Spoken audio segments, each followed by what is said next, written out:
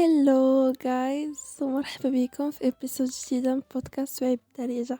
انا لمياء وانا هي الهوست ديال هذا البودكاست.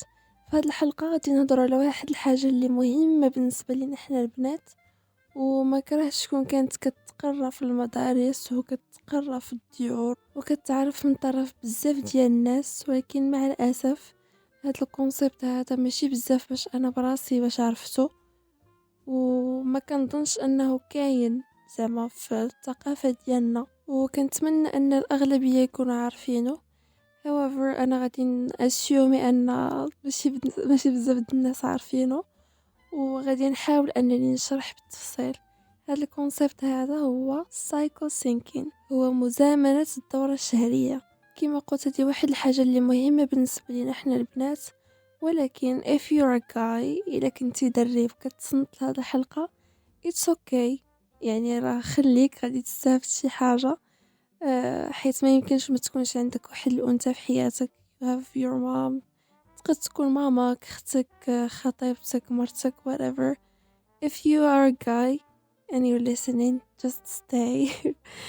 بطبيعة الحال if you feel comfortable to stay just stay, it's okay.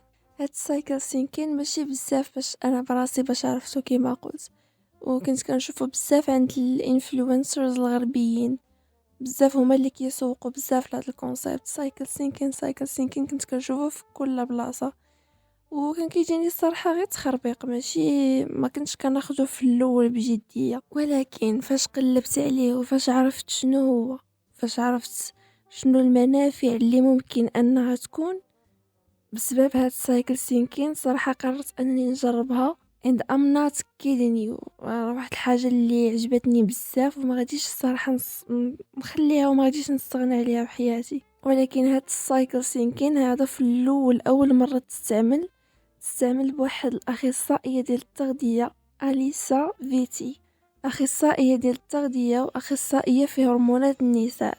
في الكتاب ديالها ومن كود في 2014.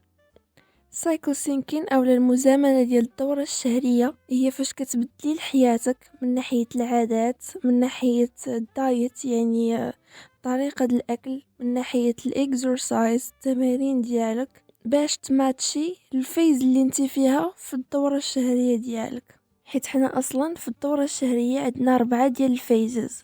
يعني هاد السايكل سينكين العادات ديال الخدمه ديال اي حاجه بغيتيها كتزامنيها الفترة اللي انتي فيها في الدورة الشهرية، على حسب الحاجات ديال الجسد ديالك، على حسب الطاقة اللي كتكون عندك، على حسب المود ديالك في كل فترة. ولكن صراحة كاينين شي حاجات اللي ما يمكنش نزامنوهم لكل مرحلة، كاينين شي حاجات اللي كيخصنا نديروهم كل نهار او كل مرة، بحال نمشيو للقراية، بحال نمشيو للخدمة، وما يمكنش اننا نحبسوهم غير حيت حنا في واحد الفترة ديال الدورة الشهرية، ولا حيت حنا راشقة لينا ولا ما راشقاش لينا. however انا كنهضر على الحاجات اللي ممكن حنا اننا نتحكموا فيهم، وممكن اننا نبدلو شي حاجات اللي غادي تتماشى مع الفترة اللي حنا فيها. and by the way I'm not a specialist، انا ماشي اخصائية ديال التغذية، انا ماشي اخصائية في هرمونات النساء، انا ماشي اخصائية في حتى شي حاجة متعلقة بهذا الشيء ديال الدورة الشهرية وهذا الشيء ديال الهرمونات. however I am a woman، أنا مرأة أو لا بنت اللي experience هذا البيريود، هذا السايكل هذه كل مرة كل شهر، وغادي نبقى نكسبيرينسيها، وغادي نبقى أنني ندوز منها القليلة من هنا لواحد 30 عام. يعني هذه 10 سنين تقريبا وأنا كندوز من هاد الفترة مرة كل شهر، وغادي نبقى ندوز منها من هنا 30 عام. هذه القليلة إلا كانت القليلة من هنا لواحد 30 عام.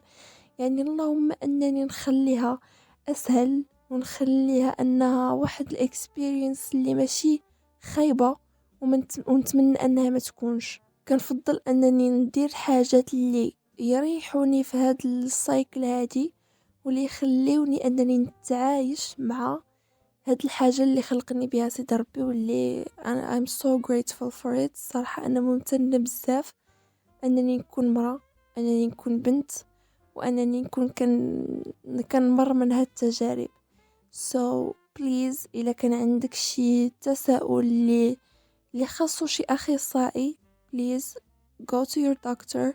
سيري الطبيب أو سيري شي طبيبة، حيتاش أنا راني ماشي أخصائية، أنا هيك كنهضر على هذا الموضوع حيتاش عاوني وشفت أنه ممكن يعاون بزاف ديال الناس.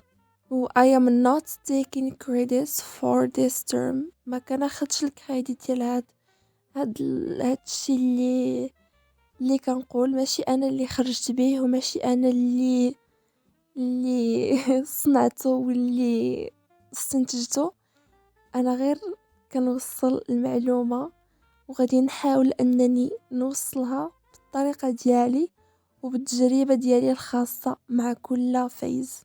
بعدا قبل ما نبداو let's start with the elephant in the room اللي هو البيريود والستيغما اللي كاينه في السوسايتي، في المجتمع ديالنا المغربي اولا في العالم ديالنا العربي حول البيريود، حول لي ريغل، حول فترة الحيض اللي واحد ستيغما اللي ام شور كاينه لدابا، مازال لدابا واخا حنايا وصلنا لواحد المرحله ديال ما نقولش التفتح however مرحله ديال الوعي اللي الاغلبيه ديال الناس واعيين واعين ان هاد الحاجه هادي راها عاديه، هاد الحاجه المغزى ديالها هو زوين، البوينت منها كانت زوينه، يعني راه غادي هذاك لي ريغل هذاك البيريود راه البوينت ديالها اصلا هي انها تبروتيجي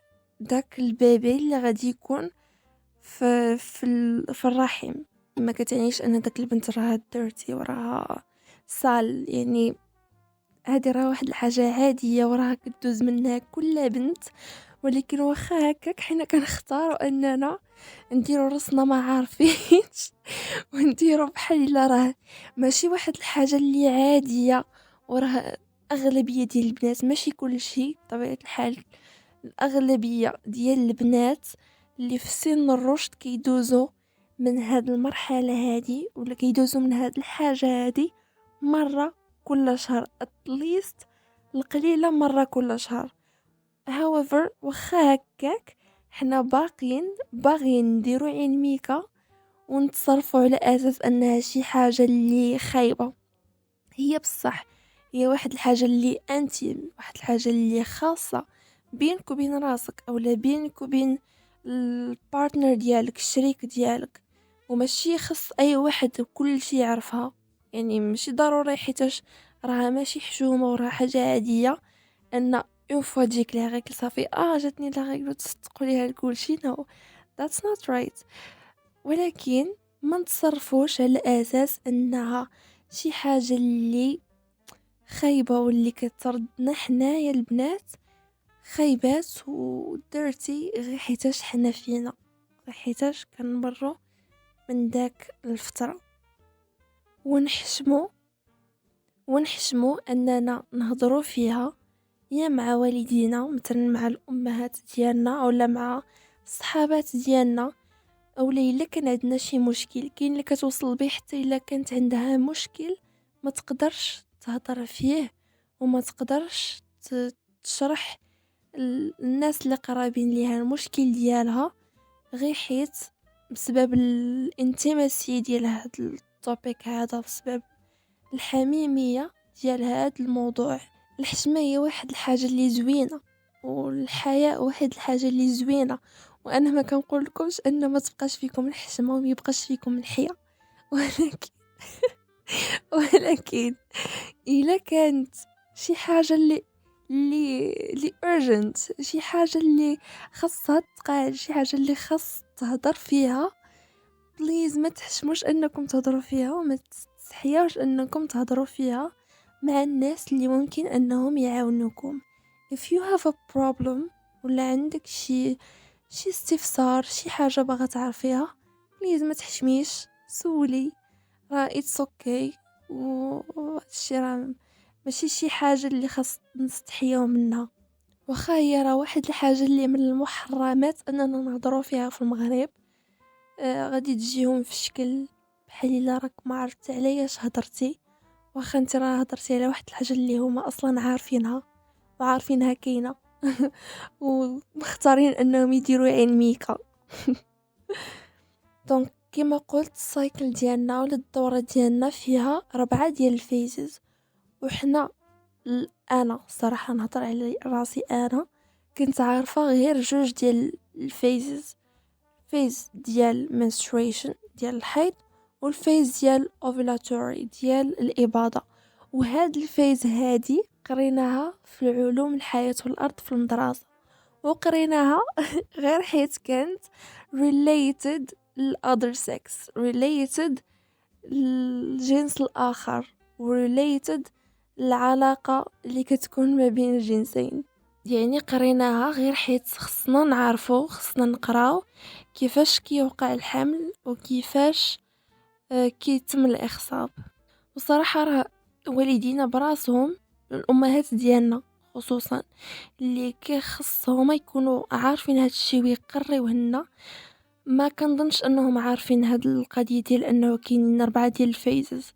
وهذه راه واحد الحاجه اللي عاديه نظرا للستيغما او لهاد الوشمه اولا وصمه، هاد الوصمه ديال العار اللي كاين على قوريه. هاد الوصمه ديال العار اللي كاينه على هاد التوبيك هذا او هاد الموضوع. والاهميه ديالو هو انه ممكن الا كنتي شي نهار بسبب الفيز اللي انت فيها يكون مثلا الهرمونات ديال الاستروجين التستوستيرون يكونوا عندك هابطين، يعني راكي عندك الانرجي هابطه وما فيك اللي يدير حتى شي حاجه، كتحسي بالذنب بحال اللي كنت كنحس انا بطبيعه الحال. that's my experience. بحال اللي كنت كنحس انا فيها لغاكل والانرجي ديالي اولا قربت تجيني والانرجي ديالي هابطه، وكنحس بالذنب حيتاش ما كنقدرش ندير شي حاجات اللي ممكن اللي خصني انني نديرهم، وممكن انني نتخلى عليهم وما نديرهمش. والا كنت في شي فيز واحده اخرى، شي مرحله واحده اخرى، غادي يجوني ساهلين انني نديرهم. وكنبقى كنتسائل مع راسي علاش انا دابا ما قداش نديرهم ولكني داك المره درتهم وجاوني ساهلين. واش انا فيا شي حاجه؟ واش انا حمقى؟ واش انا ويلي شنو هاد الشيء؟ ما كنفكرش وما كنربطهاش بالفيز ديالي، ما كنربطهاش بالمرحله اللي انا فيها. صافي كنقول غير انا ليزي، انا ما هذا وات ليزي بالعربيه؟ شنو هي ليزي؟ عجزاء، فيا العجز، انا فيا العجز وفيا الخمول. يعني انني باش عرفت هاد الشيء هذا، باش فهمت البادي ديالي وفهمت كيفاش كيفونكسيوني وكيفاش كيخدم، هاد الشيء خلاني نتساهل مع راسي، خلاني to go easy with myself ونكون متصالحة مع راسي، وما نبقاش كنحكر على راسي، وما نبقاش نبزز على راسي ندير شي حاجات اللي انا ما قدش نديرهم، او نبزز على الجسد ديالي يدير شي حاجات اللي ما عندوش طاقه ديال انه يدير واخا غير نص فيهم. والراحه النفسيه ديالي طلعت، والفيمينينيتي ديالي طلعت، وليت كنحس براسي in tune with my femininity، بالانوثه ديالي، الومنهود ديالي، الومنهود، المروءه، I don't know. وليت كنحس براني connected بالانوثه ديالي، راني I am a woman، وكنحس بواحد البرايد، بواحد الفخر ديال انني مرأة، حيتاش عرفت البادي ديالي كيفاش كيخدم، وعرفت ان كيفاش حنا البنات اولا حنا العيالات مصنوعينش اننا نبقاو ستيف بحال شي حجره ولا بحال شي خشبه. حنا we are made to flow، to go with the flow، بحال الماء، شي حاجه اللي flowy، يعني شي حاجه اللي كتطلع وكتهبط وكتنزل وكتعاود تطلع. يعني هذه واحد حاجه اللي زوينه، ما نشوفوهاش على اساس انها شي حاجه اللي خايبه. كنفضل انني نشوفها واحد الحاجه اللي زوينه، واللي كان I appreciate it in myself in my body. بعدا في الاول قبل ما نبداو نهضروا على علاش حنايا البنات we have our periods. علاش المبيضين ديالنا كيطلقوا واحد الهرمونات ديال الاستروجين والبروجستيرون. هاد الهرمونات هما اللي كيسببوا في البطانه او اللاينين ديال الرحم ديال اليوترس باش انها تبنى. هاد البيلد اب لاينين سوري او لا البطانه اللي كتكون مبنيه كتكون واجده باش البويضه اللي كتكون تم الاخصاب ديالها باش تاتاشا، يعني باش تلصق في داك اللاينين في داك البطانه وباش تبدا ديفلوبا. الا ما كانتش هاد البويضه اللي تم الاخصاب ديالها، يعني ما كانش الاخصاب، هاد اللاينين هاد البطانه كتهرس and we bleed. الافرج ديال هاد الدوره هادي هو 28 نهار، ولكن كل واحد او كل وحده والبادي ديالها، كل وحده والسايكل ديالها، يعني كاين اللي كتكون قل من 28 وكاين اللي كتكون اكثر من 28، يعني ماشي ضروري انها تكون 28 exact، يعني هذا غير average menstrual cycle. غادي نهضر على الانرجي، الطاقه اللي كتكون عندنا في كل سايكل. غادي نهضر على الاكسرسايزز، على التمارين الرياضيه لونطرينمون.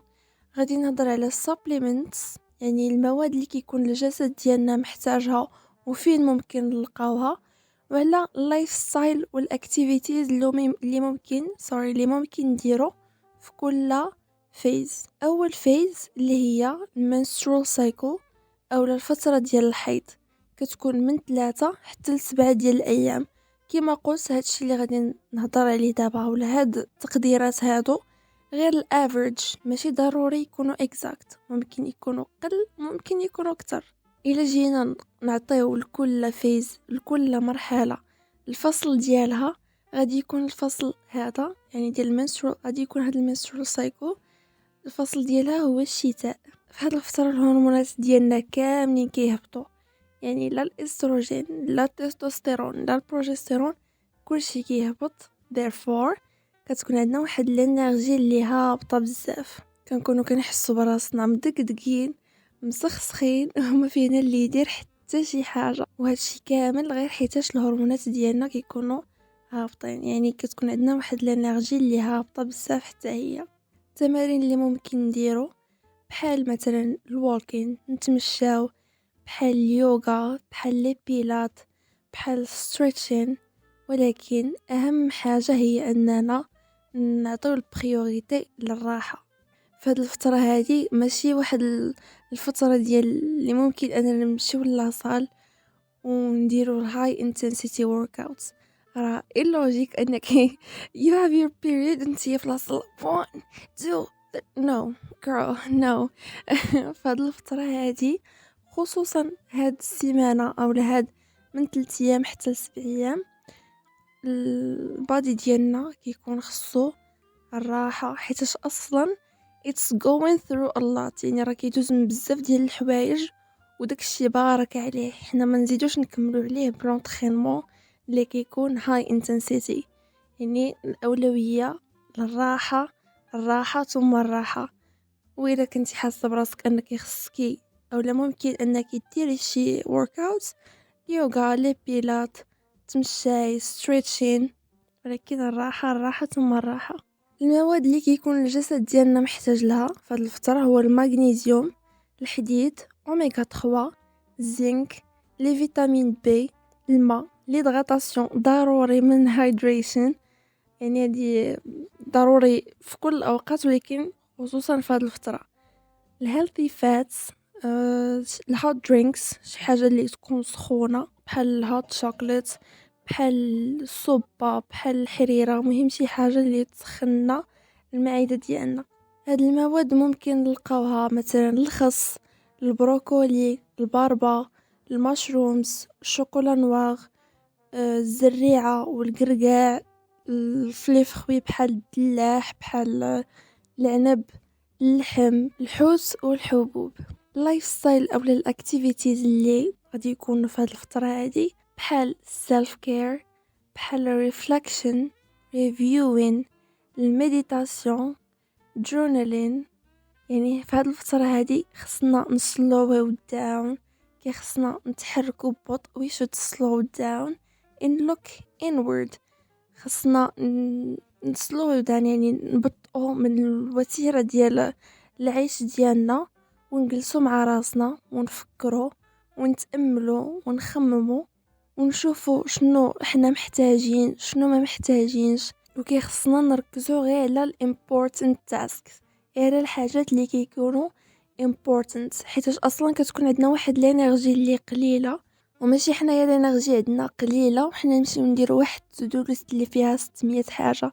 لا، كيخصنا نركزو على الحاجات اللي important، ونشوفوا الانرجي او الكاس ديال الطاقه اللي عندنا، الانرجي كاب ديالنا شحال فيه، ونوزعوه على كل تاسك بوحديتو. الفيز اللي موراها هي الفوليكولر فيز، كتكون من 7 حتى ل10 ايام.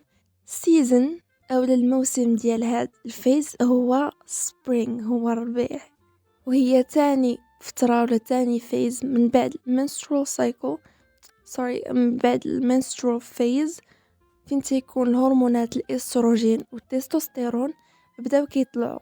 اللي كيكون كيطرا في البادي ديالنا في هاد الفترة هذه هو ان الغدة النخامية اللي في الدماغ كتطلق واحد الهرمون اللي كيحفز البرودكشن ديال البصيلات في السيرفيس ديال المبيض، وهذا الشيء اللي كيخلي البويضة انها تولي ماتيور. في هاد الفيز هذه البطانة ديال الرحم كتولي كثيفة، يعني thickens، باش توجد لواحد الحمل محتمل. في هاد الفترة هذه الانرجي كتبدا كتطلع، كيكون واحد الشيفت للمود ديالنا، واحد الشيفت في الانرجي ديالنا، وكنبداو نحسوا براسنا productive. الورك اوتس اللي ممكن نديرو بحال مثلا الجري، بحال الهيت، بحال السترينث ترينين، يعني الهاي انتنسيتي ورك اوتس. هنا فين ممكن اننا نديرو شي حاجه اللي غادي تاخد منا واحد الطاقه، واللي غادي تاخد منا واحد الجهد اللي كبير، ماشي بحال الفتره اللي قبل. البادي ديالنا هنا كيكون كيحتاج البروبيوتيك والبريبيوتيك، فيتامين او، زنك واوميغا 3. هادشي ممكن نلقاوه في البيض، في الفروتس، في الفيجيز، في الزريعه ديال القرعه، في الزريعه الكحله، في خيزو، الخس، البطاطا حلوه، لافوكا، الدجاج والشوفان. لي زاكتيفيتي اللي ممكن نديرو في هاد الفيز هادي، بما انه الليفل ديال الاستروجين كيكون طالع ولا كيبدا كيطلع، كيكون واحد البوست في القابليه ديال الدماغ ديالنا انه يبلاني وانه يكون كرييتيف. وهذه فتره زوينه فين اننا نتعلموا حاجات جداد، فين اننا نبداو دي بروجي جداد، او اننا نبلانيو الحاجات جدادين ونبلانيو الويكس اللي جايين. صراحه هذه الفتره هذه والفتره اللي موراها هو من احسن الفيزز اللي انا شخصيا تعجبوني. انا دابا في هذا الفيز هذه الفيز الثانيه follicular، و I feel so productive، كنحس براسي productive بزاف، كنحس براسي energetic بزاف، وراني on top of the world. الفيز اللي موراها هي ديال ovulation، ديال ovulatory phase، هي ديال فترة الإباضة، وكتكون هذه الفترة ممتدة من 2 حتى 3 ديال الأيام. السيزن ديال هذا الفيز هو الصيف، وحنا عارفين الصيف شنو كيكون فيه، كيكون واحد الانرجي، تكون واحد الفايب زوين. هاد الفيز هادي هي ثالث فيز السايكل، انفورمي حتى هي it's the best phase هادي، واللي قبل منها الثانيه والثالثه. اللي كيطرا في البادي ديالنا هو ان هذيك البيضه اللي كتكون ماتور كتخرج من المبيض وكتدوز من واحد القناه كيسموها قناه الفالوب او الفالوبيان تيوب باتجاه الرحم باش يتم الاخصاب ديالها. وهنا كيكون واحد الهاي تشانس، يعني واحد الاحتمال اللي كبير باش يوقع واحد الحمل. في هذه الفتره هذه كيكون واحد البيك ديال الاستروجين والتستوستيرون، اذا بيك ديال الانرجي. في هذه الفتره هذه هنا فين تيكون البيك ديال الانرجي ديالنا من بين كاع الفترات، كتكون عندنا واحد الانرجي كبيره، واحد الجهد اللي تبارك الله ما شاء الله.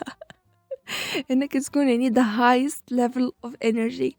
هنا you feel your best and you act your best، وكتكون عندنا واحد higher sex drive.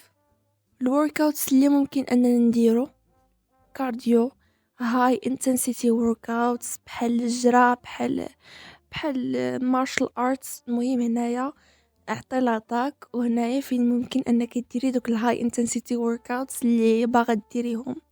البادي ديالنا هنايا في هاد الفتره محتاج الهاي فايبر، المغنيسيوم، فيتامين سي، فيتامين بي، بروتين، الحبوب، الهيلثي فاتس، انتي اوكسيدنتس اند اوميغا 3.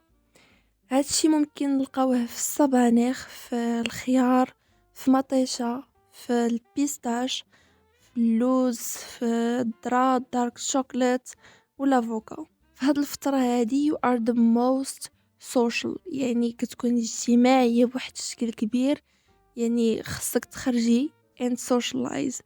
الا كنتي of course اذا كنتي كتحسي براسك باللي باغا تخرجي you don't have to do something if you don't want to. هو في هاد الفترة هادي كتكوني you are the most social، يعني فترة زوينة انك socialize وتنتوركي، يعني تبلاني انك تلاقاي مع ناس جداد، مع صحابك، مع تخرجي يعني في رحلة، تخرجي في بارتي، مهم تخرجي وتسوشلايزي. هاد الفترة هادي زوينة. اولا تبلاني ميتينغز اولا شي حاجات اللي كيطلبوا منك واحد الانرجي وواحد الثقة اللي كتكون كبيرة. وهذه فترة زوينة فين انك تجربي حاجة جداد تجربي حاجة جداد، تلاقي ناس جداد اولا فريندز ديالك، تكوني اولا تخرجي في ديت. وصراحة احسن فترة فين انك ديري sensual activities بحال مثلا دانسين، تشطحي، ترسمي، حيت you might feel creative و overly sensual، يعني غادي تحسي براسك كرياتيف بزاف و sensual بزاف. الفترة اللي موراها هي ديال luteal phase، هي الفترة ديال الخريف، كتكون من 12 حتى ل 14 نهار. وهاد الفترة هذه هي آخر فترة، ومن موراها كتعاود السايكل وكتبدا ب menstrual phase. هاد luteal phase كتبدا من بعد ما كيتوقع داك الإباضة. واللي كيطرى في الجسد ديالنا هو ان داك البويصله اللي كتكون دوميننت اللي كتخرج داك البويضه في الاوفيوليشن كتبدل لواحد ستركتور او لا ستركتور اللي كتسمى بالجسم الاصفر the corpus luteum. Don't mind my pronunciation. the corpus luteum. هذا الجسم الاصفر كي بروديوسي لينا البروجستيرون مع شويه ديال الاستروجين. البروجستيرون ليفلز كيطلعوا في هذا اليوتيول فيز، وهذا الشيء اللي كيعاون ان داك البطانه ديال الرحم او the lining of the uterus انه يثكن، انه يقصح، وانه يولي كثيف. المغزى من هذا الفيز هذه هو انه كتوجد الرحم في الواحد البريغننسي اللي ممكن انها تكون واحد الحمل محتمل. الا تم الاخصاب ديال داك البويضه، هاد البويضه هذه كتلصق في البطانه ديال الرحم والحمل كيكون. الا ما تمش الاخصاب ديال هاد البويضه هذه، يعني الحمل ما كاينش، you will get your period. وهاد الفتره هذه كتسالى اون فوا كتجينا لا ريغل، اون فوا كتبدا البيريود كتسالى هاد اللوتوال فيز. هاد الفتره هذه الانرجي ديالنا كتبدا كطيح، وكنبداو كنحسوا بواحد تشينجز، واحد التغيرات في المود ديالنا.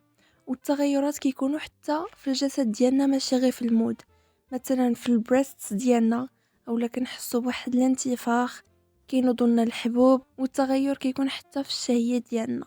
ودوك تشينجز ديال المود، داك المود سوينجز اللي كيكونوا راه كيكون غير بسبب داك الشيفت وداك الدروب ديال الهرمونز، حيت الهرمونات ديالنا كيهبطوا بشكل كبير. داكشي اللي كيخلي داك المود تشينجز انهم يكونوا. وممكن اننا نحسوا براسنا overly sensitive، يعني sensitive بزاف، حيت كيكون الاستروجين ديالنا هابط. الاكسرسايز اللي ممكن نديرو في هذه الفتره هذه خصهم يكونوا moderate، يعني معتدلين، بحال slow runs. مثلا الا كنتي كتجري ممكن انك ديري جرى اللي slow، يعني بشويه.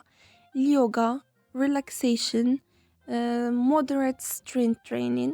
وإلا كنتي كتلعبي الحديد ما تقليش بزاف، يعني يكون داكشي باعتدال، حيت هنا فين خصنا حنايا نوجدوا الفترة الجاية، نوجدوا المنسترول فيز.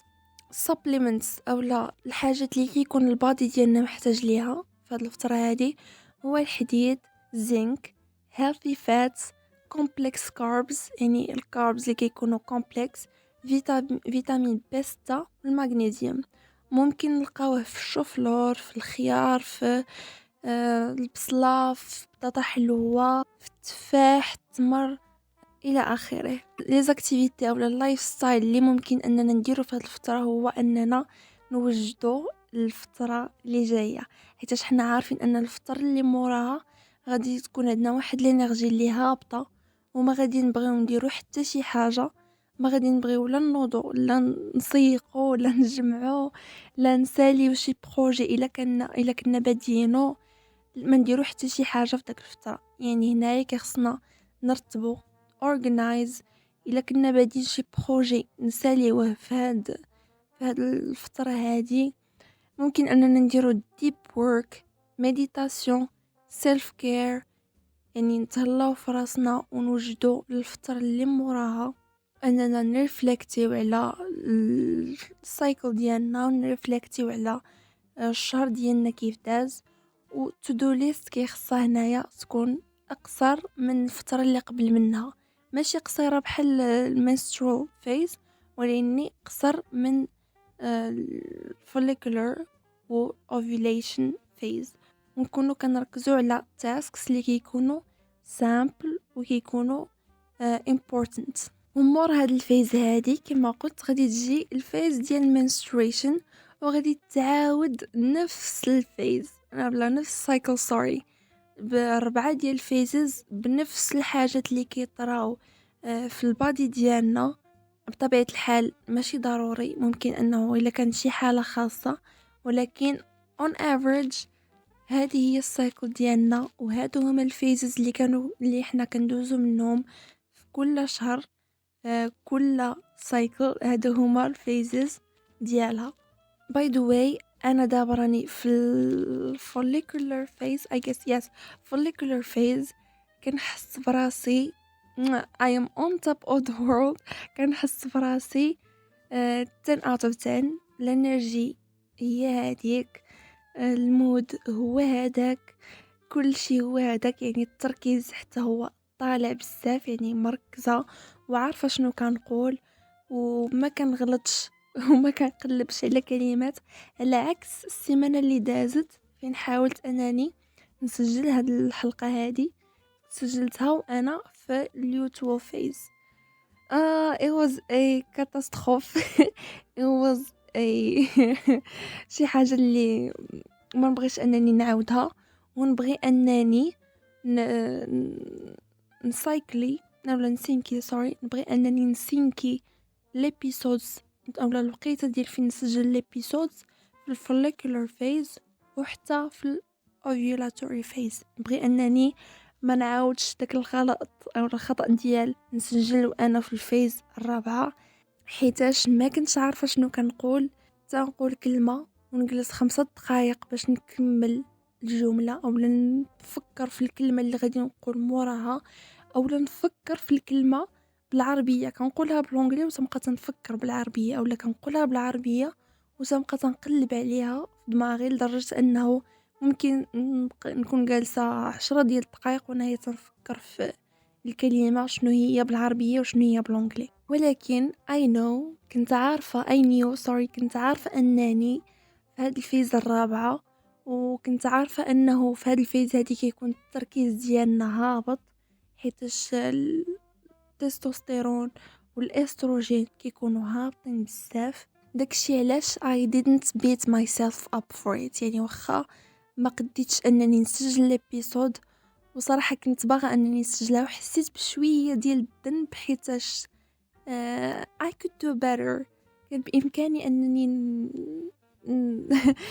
نسينكي هادشي اللي كنهضر عليه انا دابا، كان ممكن انني نديرو، ولاني من ناحيه ديال recording episodes but غادي نبقى نسينكي غادي نبقى زعما نبلاني انني نسجل ليبيزودز في الفترات فين كيكون التركيز ديالي طالع وفين ممكن انني ما نفكرش بزاف وانا كنهضر. يعني ما غاديش نبقى 5 دقائق وانا كنقلب على كلمه. that's just no.